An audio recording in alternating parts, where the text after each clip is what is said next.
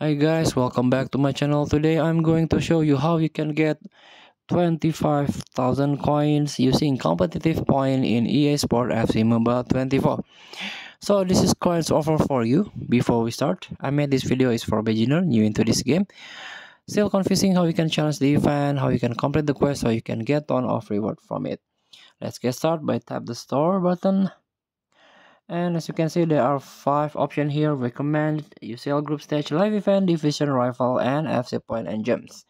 Let's tap the one, the division rivals, and this one, coins over. So you can get a 25,000 coin that can be used to get players in the market, and you can get extra coin in the store. For example, in this feature, you can get up to 25,000 coin using this 400 competitive point that you can be used to get some store offer.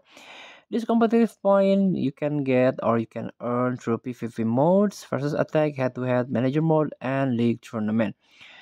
So 400 competitive points with 25,000 coin. So if you need a coin, you can get from the store using competitive point. Thank you for watching. Don't forget to comment, like, and subscribe. Also click the next button below. Enjoy the game.